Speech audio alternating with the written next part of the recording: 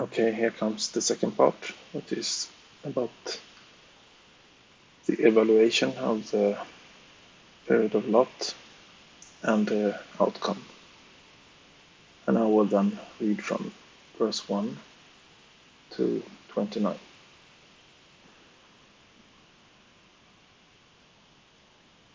Now the two angels came to Sodom in the evening, and Lot was sitting in the gate of Sodom.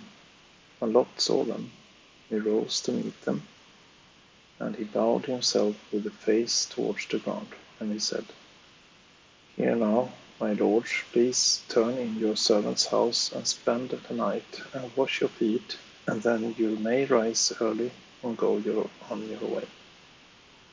And they said, No, but we will spend the night in the open square.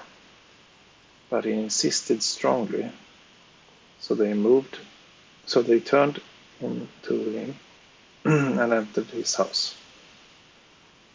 Then he made them a feast and baked unleavened bread, and they ate. Now before they lay down, the men of the city, the men of Sodom, both old and young, all of the people from every quarter, surrounded the house. And they called to Lot and said to him, Where are the men who came to you tonight? Bring them out to us, so we may know them carnally.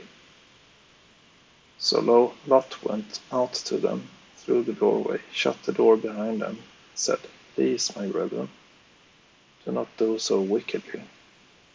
See now, I have two daughters who have not known a man. Please let them out to you, and that you may do to them as you wish. Only do not do anything to these men, since this is the reason they have come under my shadow on my roof. And they said, Stand back. Then they said, This one come in to stay here and keeps acting as judge.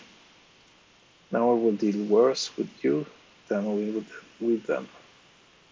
So they pressed hard against the man, Lot, and came near to break down the door. But the men reached out their hands and pulled Lot into the house with them and shut the door. And they struck the men who were at the doorway of the house with blindness, both small and great, so that they became weary, trying to find the door.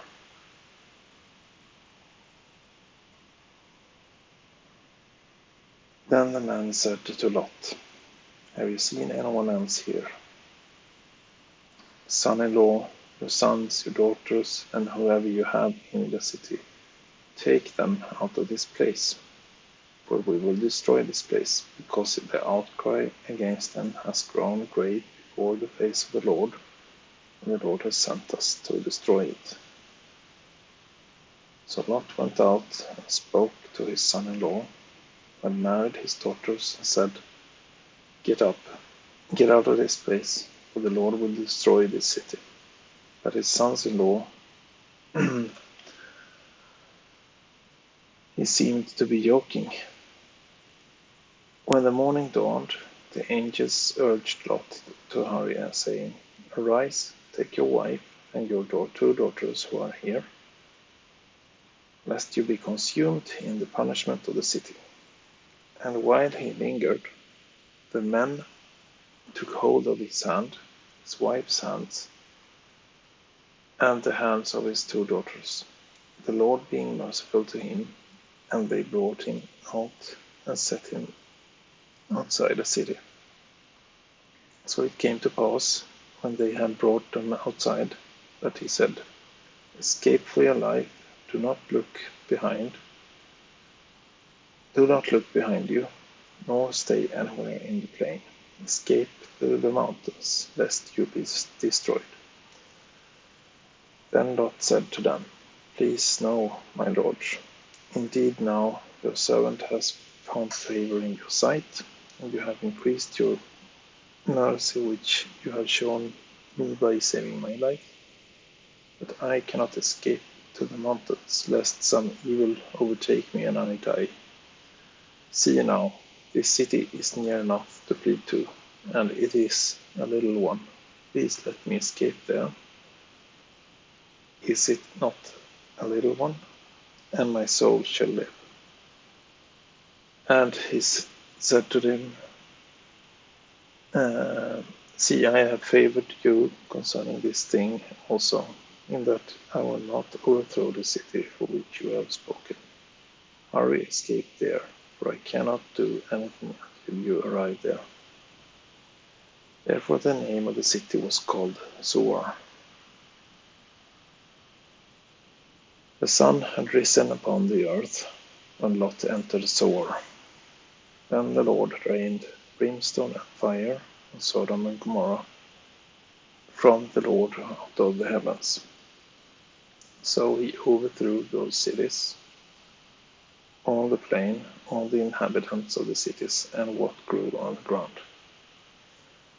But his wife looked back behind him, and she became a pillar of salt.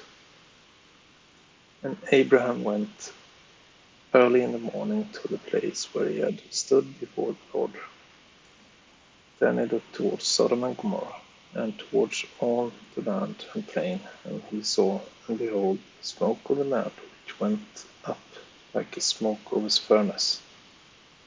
And it came to pass, when God destroyed the cities of the plain, God remembered Abraham, and sent Lot out of the midst of the overthrow. Then he overthrew the cities in which Lot had dwelt. Okay. So, returning back now to the evaluation part. The evaluation of days of Lot is going to basically, I think that, the time that we are living in is going to face the same evaluation, more or less. Maybe not exactly in the same way, of course, but still the same evaluation will be done. And we can read here, as we said before when we read about Noah, God noticed that the wickedness was great. And here we can get more explanations of what kind of wickedness that was prevalent in Sodom and Gomorrah. And I would assume that it was basically about the same in the days of Noah as well. So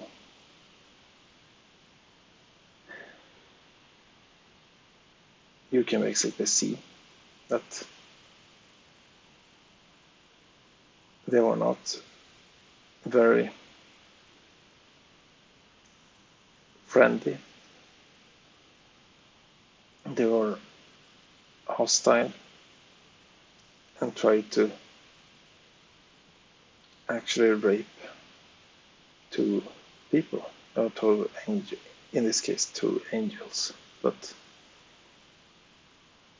I guess they saw it as two people. And that is pretty bad, So maybe that is kind of related to that, how a heart of a man can be evil continually, And it says that all people, both old and young, all the people from every quarter surrounded the house. So that means that the entire society is basically backing up this action.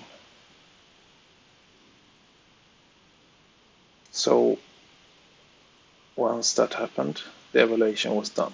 Okay, so they were sealed for judgment, and the outcome was, of course, that they were destroyed. And in this case, only 4 people came out of this alive, and turning even less to 3 people, since the wife actually looked back on the plane, and for this reason she became a pillar of salt. And I would assume that looking back on the plane is more like than just turning around your head and watching. I think maybe, but this is of course paraphrasing, but maybe she missed it a lot, so she just wanted to have a last look at the nice place where she grew up or something. So she went a bit further and had a real good look at it, and then it was too late, So this is pretty scary look, to the future. If this actually relates to, the future, and days of Noah and days of Lot, you're not gonna have a lot of believers, The believers are going to have a really hard time, and wickedness, as it's mentioned, will be prevalent, and it's going to be entirely open, and everyone is going to accept it, and it's going to be almost like something celebrated, but that's paraphrasing. In any case, it's a sobering thought to think about both the days of Noah and the days of Lot. And in many ways, you could argue that we actually are very close to being there. So, by those words, I will conclude this explanation. Thank you for listening.